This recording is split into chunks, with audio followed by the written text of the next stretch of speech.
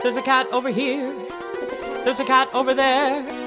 And the wrong one died. And the wrong one died.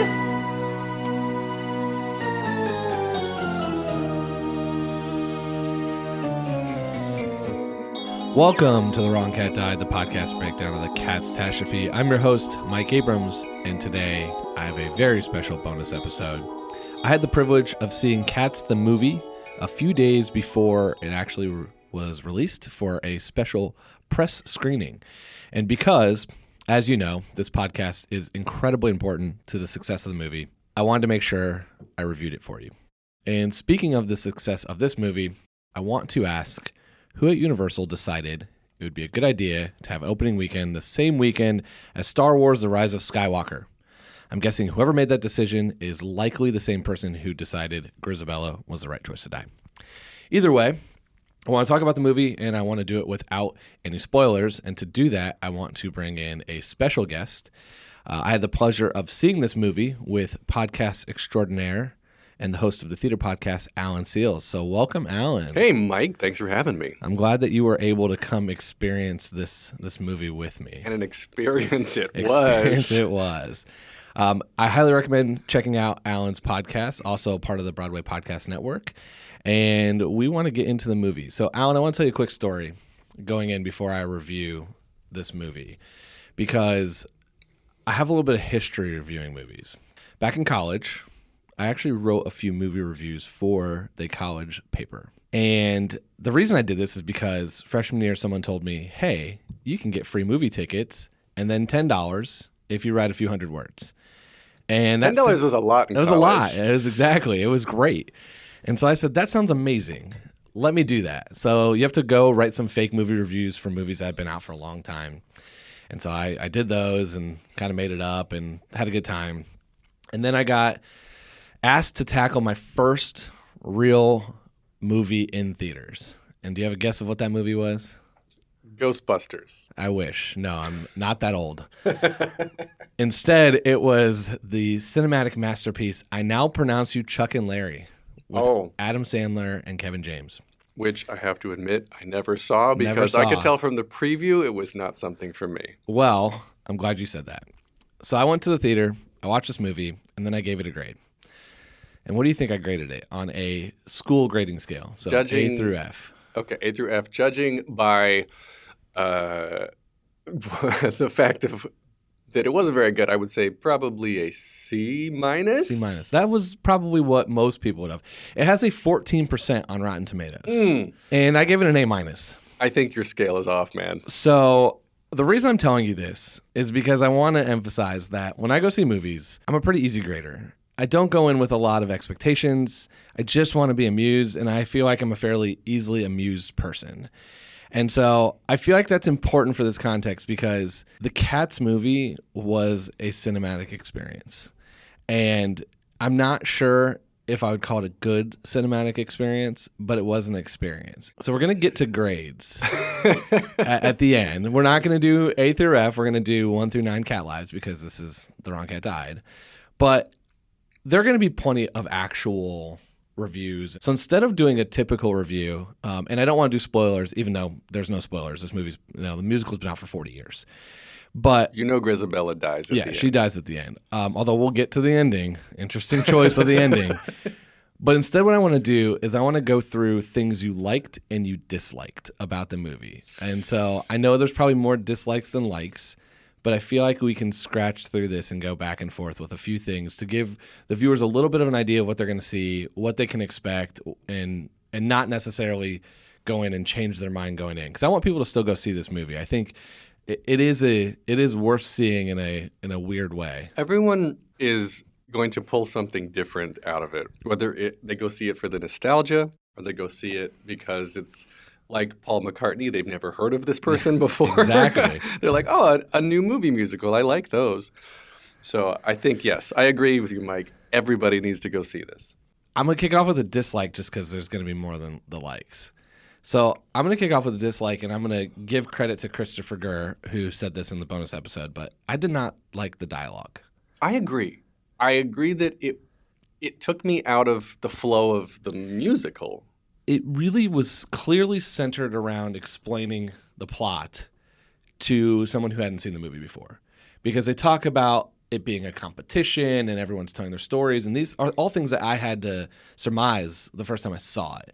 And now they're given this free reign of, hey, this is the public's too dumb to figure this out, so we're going to tell them exactly what they're watching. And I thought it was unnecessary. I agree. Tom Hooper has experience. I mean, he did the Les Mis movie a couple of years back. But they didn't have dialogue in right. that. Well, Les Mis itself is an opera, right? There's no dialogue in the whole thing, and it works. And they didn't add dialogue, but the opera itself, the music itself, tells the full story. Whereas here, that obvious plot, I guess, hitting you over the head with what the plot is was missing, so they decided to add it in. Which is fair. And that kind of gets me to the part, my first like, which is I liked Victoria as a narrator. Me too. I enjoyed seeing it. I thought it was a very clever and smart way to allow the audience to kind of understand what's going on and view this chaos the same way she was at the same time. So a lot of the reactions that, especially if you haven't seen the musical, a lot of the reactions she was having are things that I had the first time I saw it in the theater. And Francesca Hayward, this is her big introduction into film. She's a ballet dancer in English ballerina in the Royal Ballet in London, and obviously the right choice for a perfect dancer, which takes me to my first like, is that she was not the best singer, which I liked. And I say that I like that because it was obviously a stylistic choice. Tom Hooper, for Les Mis as well, he had everyone singing live. They weren't mouthing to tracks, right? Interesting. And okay. So I didn't research this yet. So I believe he probably did the same thing here with Cats, because you hear the breathing, and you hear the foot stomps on the wood like when they're outside or when they're inside in the rooms. You hear their feet hitting the ground. You hear them breathing. You hear them jumping when they're singing. Like you go to Broadway shows and you hear them like they're grunting around while they're moving, while they're singing, because that's real and that's live. And he brought that into this movie, which I really, really liked. So that was something I agree with. I loved the dancing, like just the fact that they integrated this. I mean, a big part of seeing Cats in musical is the dance numbers, and they integrated. But it also led to one of my biggest dislikes, which was the cutting of the movie. The jump cuts. The jump cuts were out of control. Every other few seconds, I was cut out from watching someone do this incredible dance to a different version or a different angle of it, and it was a little nauseating. That's something that I got annoyed with. I think Glee did a lot of that. In these big dance choral numbers, I'm like, just give me the wide shot. I just want to watch the wide shot. Yeah. That's me coming from a theater background where I want to look at everybody on stage. But I totally agree with you that I was like, oh yeah, dancing, good. Oh crap, they jump cut. Although now they're in a completely different location, singing 2 seconds after where they just were. Yeah. So obviously reality isn't real here. Yeah, it was, it really didn't, it just made it hard to watch. And when you had the talent, the level of talent they had with dancers, oh my gosh, it underutilized them. They had the late twins. Twins. Yeah. Which I saw one like really good time when they were utilized, and the rest they were kind of in the background. Yeah. Oh, that was kind of one of my dislikes a little bit, is the underutilization, speaking of which, of the principals. Like you've got James Corden and Taylor Swift and these other major, probably very expensive to have in the movie people. Yes. And we saw more of everybody else. I mean, I guess when OD came in, Dame Judi Dench came in, and we saw probably the most of her out of all the principals. But well, Idris Elba he was in it a lot more than I was expecting, because in the musical McCavity's, he's not there, and he was everywhere in this movie. He was a very center point. I mean, they made him the antagonist and really hammered that home. I was a fan of I'm trying not to give away a spoiler. I was a fan of how he entered and exited until it was overused. So I had that as a dislike, but it also led me to one of my favorite likes, which was the crowd, because I'm assuming most everyone who's going to be in this theater is not all going for the same reasons. And our crowd definitely had some people that either were in an altered state of mind or were there for the comedic value of it when there's not like the unintentional comedic value of it. Mm-hmm. And so at that particular time, every time he entered and exited, some guy about 2 rows behind us just started cackling. And that to me made this experience 10 times better because the guy behind us and there's a guy right in front of us that were laughing at the most serious moments. I absolutely loved. I think it made the experience so much better because it did take a little bit of this, like, this is weird and it's 2019 weird, you know, it's like not the 70s when it came out where it was thought provoking and new and different. Now it's just kind of weird. You know what? Speaking of weird, did you ever see Team America from South Park? One of my favorite movies. Right. So when they were creating the marionettes for South Park, they actually had the face look too realistic at first. They had too many servos in the face. And so they took some out so it would look more, I guess, less like a real person, less like a real talking, because it was more believable by the audience to see a marionette talking than a marionette that looks like a real person talking, right? And so that gets me here again to one of my likes that then turned into a dislike was I love the technology that goes into this because I don't know how they did. I mean, I assume it's some sort of like facial motion capture, obviously whole body motion capture, but like Avatar James Cameron, he pushed the envelope and had the avatars developed a new facial animation technology for Avatar. So I feel like something like this, like that went into this with the whole body capture, which I was like, oh, this is really cool how they're making these real people into cats. But then I was like, whoa, they are too sexy for me. Yeah. Like I was seriously attracted to White Cat, and I'm like, this is weird. It was uncomfortable. It was uncomfortably weird, and I don't know if it was just unfinished because, you know, you read the article, Tom Hooper said that they finished the final cut of the movie like, a couple hours before the first premiere, yeah. Like you could see they had full-on human feet, full-on human hands. Full-on human noses and mouths and eyes, I guess, for that matter, too. I guess, yeah, McCavity's had, like, contacts in. But still, it was too much human for me to believe that they were cats, and it was a little bit strange. It got a lot of press leading up to the movie because of it reminded everyone of Sonic the Hedgehog, about how the whole crowd had an uproar. And that's what happened during the trailers. The crowd got in an uproar about the CGI and just the fake fur and what was happening. And it was a little distracting in the movie.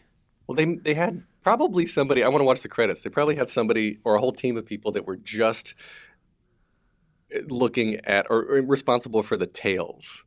You know, the tailography. Yeah, it's like the dinosaur supervisor in Jurassic Park. Yeah, the tailography, because the tails had, and the ears too. Ears had to correspond, and the tails had to correspond to choreography, to singing, to emotions, and obviously they're not going to have that in real life while they're going around dancing and singing. So that's got to be added in post. Yeah, it's a lot. Let me go to a couple other. I want to do a couple other really quick ones before we cut to some awards we have at the end. The ones I want to talk about is a couple of the characters that they made some changes to, or they just adjusted more than I was expecting. So I thought some were really well done and some were disaster. The one that I thought was really well done was Taylor Swift. She sings the entire McCavity song by herself. The whole catnip being in there. I just thought that whole scene was really clever. And it's a great song. It's a fun song. And I thought they did a really good job with it. But to your point, I think they paid a lot of money for her to be on screen for about 7 minutes. Yeah, I totally agree. Somebody like Jennifer Hudson, who keeps recurring, she keeps coming back. You know, Grisabella keeps coming in and out of the scenes. Like, okay, cool. Pay some money for that. For her, she's worth it. She sings the crap out of that song at the end. Very much. And yeah, Tay-Tay, I mean, she wrote the end credit song, which was cool. Which she didn't sing. But she wrote it. And so this is an original song for the movie that didn't actually go in the movie. It's a credit song. But yeah, could have cut that. Like, I think Ian McKellen too as as Gus. I think that was probably not needed. I He think did a great A job. lot of them were not needed. He did a great job. But are you seeing this movie if they don't have all the stars? Oh that they yeah, had? absolutely. Okay. Because me personally, I want to go see this. I think This musical. you have a podcast called the Theater Podcast. So that doesn't surprise me. But I think the majority of people are choosing between the opening weekend between Star Wars, Little Woman with Emma Watson, and this. They had to have some names. Oh, that's true. I guess who is the lead in Les Mis? Russell Crowe. Russell Crowe. Who's one of the worst singers I've ever heard. And the lead female was Anne Hathaway. So they had some names too. Right. And can at least sing. And Hugh Jackman can at least sing. Hugh has a theater background, of course. For sure. He's doing Music Man in 2020. And yeah, Russell Crowe I thought was a weird choice. So Tom, But if you're listening, yeah, you need some names. What's going on, man? So the other one that was lightly bothered me, not as much as the rest, but they kind of changed Mungo Jerry and Rebel Teaser's song. It was not like the original, and it was a fun song because it's just always a fun, quick interlude, but I didn't like the way that they did it. I just wasn't a fan of the change. But the one I want to get to, and the last one I get to before we talk briefly about the ending, because I don't want to spoil the ending, but the ending was an odd choice, is I want to talk about what they did to the magical Mr. Mistopheles. He was magical in the literal sense of the word. They destroyed one of the best characters of the entire musical by making him awkward and weird, and he's got a little awkward love story with Victoria that they kind of allude to a couple times, and everything about it was wrong. And he is like, there's going to be purists who are going to watch the normal magical Mr. Mistopheles on stage and wonder what this decision was. Well, I mean, you've talked about this so many times, even with all the guests, that there's so many like gay undertones and even bisexual or whatever it is. And he was just like, which brings me to my point of this, or which brings me to another point, is that in this entire movie, there were no homosexual relationships at all. I mean, there was lots of like cat cuddling and they rub heads together like cats do. But there was, like you said, in whatever limited love story that there were, it was all heterosexual. They cut out a lot of his like cool parts. Like there was no, I mean, he conjured Old Deuteronomy, which that's like, you know, a material part of the story. So it's like that was needed to be there. But even that, they made it a really weird way of doing it, and it made him look super awkward and not magical. And I was not a fan. That's I think one of the best characters in the entire musical that they made into this unnecessarily like quirky, weird friend. Yeah. Yeah, he became more of a sidekick than like a showman. Yeah, I'm not a fan. Now, I want to talk quickly about the ending, and then we're going to go to our categories. I don't want to spoil the ending, but I just want to say, until I got to the ending, I was almost ready to say, you know what? I could buy this. I could buy this movie. Like, I could get this whole thing. Like, there are some interesting choices. It's an experience. There's definitely things I didn't like, but I was impressed with what they had to work with and how they put it together. Mm-hmm. And so I could get over all the rest of the stuff. And then the ending came. And I remember very vividly because you and I both looked at each other in the theater and with this kind of WTF moment. There was a whole reaction across the whole crowd. The whole audience. And it's only the second time I've ever had this reaction in a theater. The first time being when I saw Lord of the Rings, the third part, where that movie also ignored the logical ending point and went for like 45 more minutes. And this was the second time where this musical ends with Grisabella ascending to the Heaviside Layer. But this movie did not end there. And I kind of want to just leave it at that. Because if you're not going to see the movie, then I'm happy to tell you what you experience at the end. But if you're going to see the movie, I don't want to ruin it for you. Because it's such a odd and in my opinion, wrong, but wrong in a way that I didn't even mark this as a dislike because it was so much of a dislike that became a little bit of a like. because the experience got so much funnier for me. And I just kept thinking about who, like, this, the only thing I think of is this was the 36th hour that Tom Hooper was saying he was cutting, and he's just like, let's just keep it. Let's keep it in. We got to go put this on the, show to the premiere tonight. It's in an hour. Let's just keep the ending versus just ending with Grisabella ascending. It took me so out of the moment because it was just so like 180 of what we had just been watching for the previous 90 minutes, And yeah, I agree. It didn't fit. It was not the natural ending. And then there was actually even another part where I was like, okay, now this is the ending. And then it kept going again. Yeah. It is. There are 3 distinct times in that ending where you think it should, and it cuts back to the awkward part.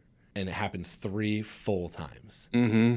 And it's a good 10 minutes more, maybe at least. Maybe it probably was like 2, but it just felt like 10. It felt like another hour. Yeah, I don't know. I don't want to spoil it because I really do think like when you go see this movie, you're gonna have the same moment. It's gonna be the most memorable thing you see. Memorable. And that includes more memorable than memory. So I want to leave us at that. And I want to go to do some categories. Before I do that, I want to take a quick break and acknowledge my sponsors because we've made it through this entire season. We haven't had the ad breaks that I've wanted.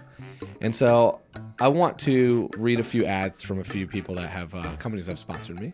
I'm legally obligated to tell you that none of these companies have actually sponsored the podcast.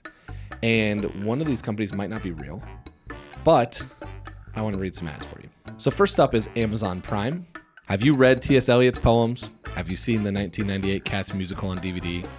Do you need to watch the new Cats movie, which will definitely be heading to DVD very fast? You can do all these things on Amazon Prime. Plus, coming soon, The Marvelous Mrs. Mistopheles. Sign up today to watch. Catsastrology.com, your one-stop shop for your cat's astrology sign. Have you ever wondered why your cat is a little bit of a dick? Is it because you named him McCavity or because he's a Taurus? We have the answer. Visit us online at knowyourcat.com or catsastrology.com and learn all about them. Find the next 24 hours and we'll throw in a breakdown of the moon that Grisabella pretends to fly to at the end of the show. And last but not least, the Broadway Podcast Network. For some reason, the Broadway Podcast Network gave me a microphone and asked me to talk about Cats the musical. No one, myself included, thought this would be a good idea, but here I am, clawing my way to the top of the podcasting world. I'm currently the #1 ranked parody podcast about Cats the musical for listeners in the state of Indiana. If Cats isn't for you, you probably shouldn't be listening to me at this point. If Cats isn't for you, you probably shouldn't be listening to me anyways. But you should check out some of the other amazing Broadway Podcast Network podcasts. The Broadway Podcast Network has incredible shows like Carrie Butler's Breaking Broadway, You Can't Say That with Tanya Pinkins, A Broad's Way with Brittany Bigelow, The Theater Podcast with Alan Seals, our special guest today, Broadwasted, The Fabulous Invalid, Josh Swallows Broadway, and many more. Find out more at BroadwayPodcastNetwork.com. And welcome back. It's now time for our award categories. So, Alan, I've got a few awards I want to give, and we'll have some nominations, and you can tell me who you think wins. The first one I want to nominate is I treated a multi-million-dollar movie project like a junior high school science project award, and the nominees are Tom Hooper, or Tom Hooper. Who do you think the winner is? Oh, this is a tough choice. I think I'm going to have to go with Tom Hooper. I agree. And congratulations, Tom Hooper, for admitting that you stayed up 36 hours straight to finish the movie hours before the premiere, just like every kid finishes their science project in junior high. I can't believe you finished a $95 million budgeted movie hours before the premiere. I'm proud. I'm actually very proud because that's incredible. That gives me... that actually helps me with my imposter syndrome because if someone is willing to give somebody $95 million who procrastinates in the same way that I do, then I'm in good company. Or they're in good company. Either way. Yeah, it's kudos. Kudos to you, Tom. Okay, the next award is for the Let Me Show You How Small These Cats Actually Are award. And that's for the best unnecessary set piece to try to scale the cats. So the nominees are... There's a 20-foot door that pops up a couple times. There's an entire scene with Jenny Anydots where she is in her home and it's a kitchen. And so there's a ton of kitchen props. And then the last nominee is the Mungo, Jerry, and Rumple teaser scene where they break into a house. So they start in a bedroom and go into a dining room and wreak havoc on this entire home. I will have to go with Rumple and Mungo because Victoria's with them and comes out with a ring she's wearing as a bracelet, a human ring that she's wearing as a cat bracelet. That's a good one. The reason that they were the winner for me is because when they get to the dining room table, they sit on the chair and they hold a fork and knife that's bigger than they are. And that was the one where I was just like, all right, we get it. They're tiny. Let's move on. I was still, at that point, I was also still angry because that wasn't the song that I was wanting to hear. Right. Congratulations, Mungo and Rumple Teaser, for winning this award. The third award goes for what I am calling the Luke P. Bachelor Edit, which is the award for, if you don't get that reference, that's for the character that got the worst edit in the movie. And so the nominees for this are the straight and nerdy Mr. Mistopheles, Skimbleshanks being a tap dancer, Jenny Anydots being her comedic lazy, or McCavity, who kind of got a extra edit with the way he goes in and out of all the scenes. I think my top choice is Jenny Anydots simply because there were too many gratuitous comedic slapstick moments where she just tried to jump and was fat and hit a wall and fell. Like that, just do it once, okay. 5 times, I'm good. I'm good. And a lot of cat puns. Like And a lot cat got your tongue. Oh yeah, and yeah. That was too meta for me. Yeah. She should not know cat puns. I still think the worst edit goes to Mr. Mistopheles, which we covered earlier, so I don't want to get back into it. It's still, I'm 24 hours later, and I'm still mad about it. It's besides the ending, it's the part that bothered me most about this whole movie. And so that would be my Luke P. Bachelor Edit Award. And the last award we have to give is the wow, that person saw something different than I did award. And I'm going to give that to the person who enjoyed the movie the most. And so this is going to be groups of people. So my nominees are going to be, do you think diehard Cats fans, overall Broadway enthusiasts, or people who attend this movie with no knowledge but at an altered state of mind? Ooh, this is a tough one. I seriously think that it's going to be theater Broadway nerds. Not nerds in a good way. Lovers of Andrew Lloyd Webber, lovers of the show, who are going to come, and no matter who sings it or where it's performed, they love the music. It brings back some nostalgia. It brings back memories, and just makes them feel overall good.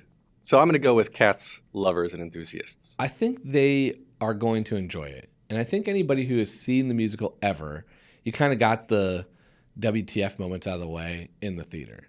And so I think those people are all going to like it but have some criticisms, especially the last 2 to 25 minutes. I do think someone who comes in an altered state of mind are going to really love this because there were a couple people in our theater that were laughing at all these points that should not have had people laughing. And the whole time I kept thinking, I wish I was as happy as those people in this movie.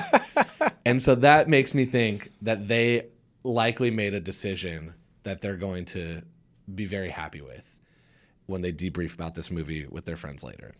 So the final question, which is, how would you rate this movie on a scale of 1 to 9 cat lives? You're asking me? I'm asking you. You're going to rate first. Oh, goodness. I graded Chuck and Larry an A-, so we all know where I'm going. So what is the equivalent of an A- in cat lives? Like an 8? It'd be like an 8, 8.5. Okay. So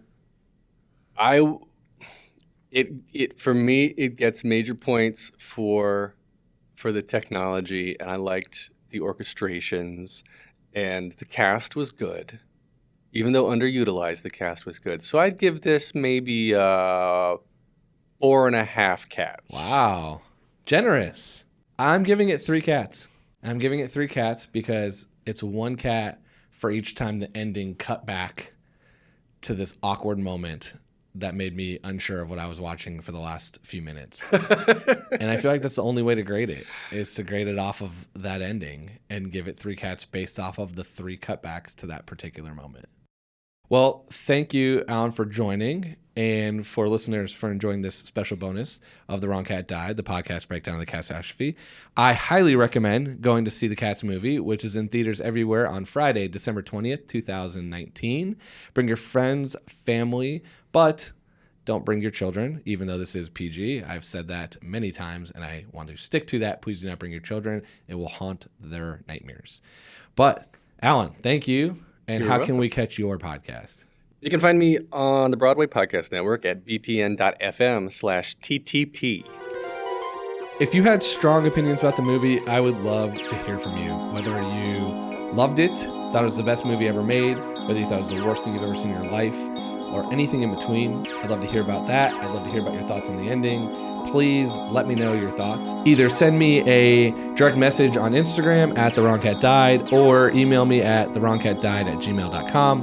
I'd love to hear your thoughts, your takes on the movie, and if you have a very groundbreaking or good hot take, you'll have a chance to hopefully be on a future bonus episode where maybe we will be discussing this movie in further detail with former cast members and hopefully maybe some movie cast members, if you know any. And if you are posting any of your reactions, don't forget to tag me at TheWrongCatDied on Instagram, and I will share them and post some of my favorites to the followers. To follow along, you can subscribe on Apple Podcasts, Spotify, Stitcher, or anywhere else you listen to podcasts. Follow us on Instagram and Twitter at TheWrongCatDied, or check out our website, TheWrongCatDied.com.